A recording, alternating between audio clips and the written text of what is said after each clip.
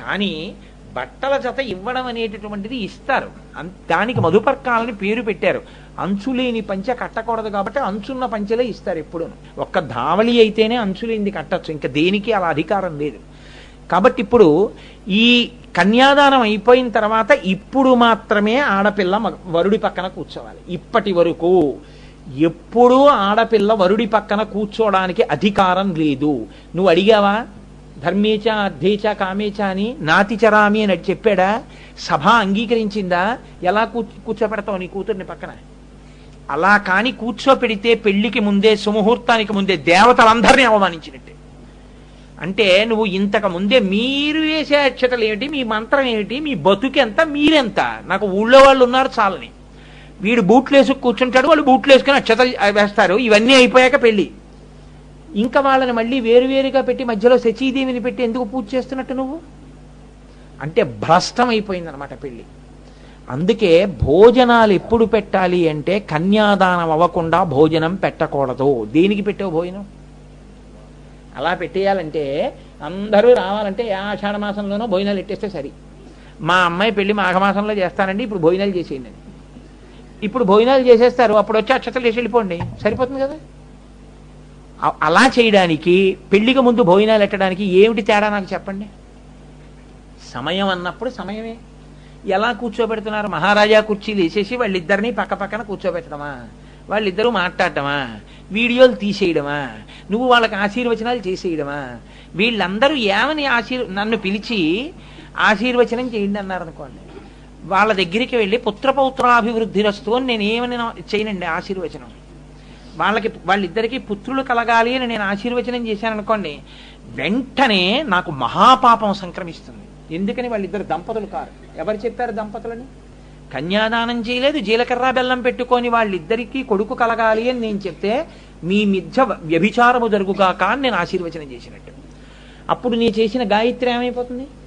నా నిష్ఠ ఏమైపోతుంది? నా పూజలు ఏమైపోతాయి? నా ధర్మం ఏమైపోతుంది? మట్టి కొట్టుకుపోతుంది. కాబట్టి వెళ్ళొచ్చా పెళ్ళికి? వెళ్ళకూడదు. ఎందుకు పిలుస్తావు నువ్వు అలాంటి పెళ్ళిళ్ళకి రమ్మని? ఎందుకు చేస్తావు అలాంటి పెళ్ళిళ్ళు? అంటే కన్యాదాతకి సిగ్గు లేదు, వరుడి తండ్రికి ఎగ్గు లేదు. కాబట్టి అలా కూర్చోబెడుతున్నారు. కాబట్టి వివాహ పూర్వం భోజనమా, వివాహం అయ్యాక భోజనమా? వివాహం అయ్యాకే భోజనం. తెల్లవారుజామున 2:20 వివాహం అయితే నువ్వు ఏమని అడగాలంటే, అయ్యా సుముహూర్తానికి రండి, సుముహూర్తం అయిపోయిన తర్వాత రేపు ఉదయం పలహారము మధ్యాహ్నం భోజనం కూడా చెయ్యండి అని పిలవాలి. మీరు మృష్ణాన్న భోజనం అన్న మాట వాడాలి. అప్పుడు వాడి పిలవాలి. విందన్న మాట లేదు. విందు బొంద ఇలాంటివి ఏమి ఉండవు. విందేమిటి? విందు కాదు, మృష్ణాన్న భోజనము అంతే. పిలిస్తే దానికి వాళ్ళు నువ్వు కన్యాదానం చేసినటువంటి దాన్ని స్థిరీకరింపబడడానికి అంత మంగళకార్యం జరిగింది కాబట్టి అన్నదానం. మీరు చెప్పండి, శారదా నవరాత్రుల్లో కానీ వెంకటాచల వైభవంలో కానీ అంతా అయిపోయాక మనం అన్న సంతర్పణ చేస్తున్నామా, నారాయణ సేవ చేస్తున్నామా? లేకపోతే మధ్యలో ఆదివారం కలిసి వచ్చింది కదా అని నారాయణ సేవ చేసేస్తున్నామా? చెయ్యం కదా. కార్యక్రమ పరిసమాప్తికి నారాయణ సేవ. ఏం గోపాలకృష్ణ గారు మరి పెళ్లికి ఎందుకు పెడుతున్నారు భోజనాలు? అంటే దానికి గోపాలకృష్ణ గారు బాధ్యులని కాదు నా ఉద్దేశం. సరే చెప్తున్నాను.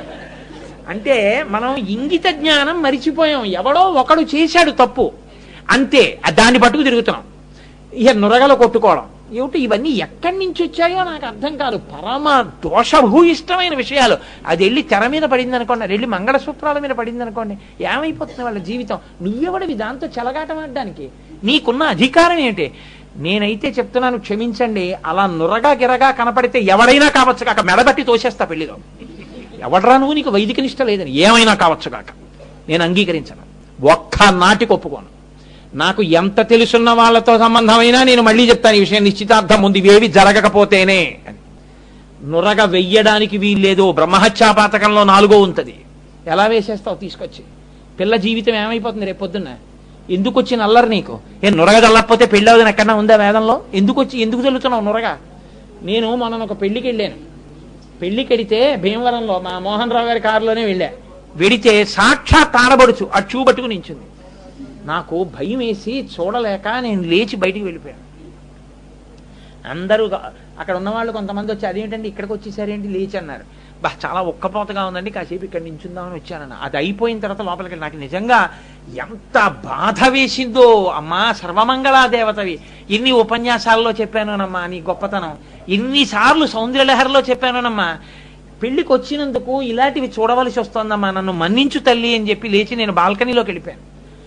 అంత ఘోరంగా ఉంటుంది. అది అవగానే నేను లేచి కారు ఎక్కి వచ్చేసాను ఇంటికి. ఎందుకంటే ఇంక ఏముంటుంది, వాళ్ళకి ఏం తెలుసు, వాళ్ళకి ఏమి నిష్ట లేదు.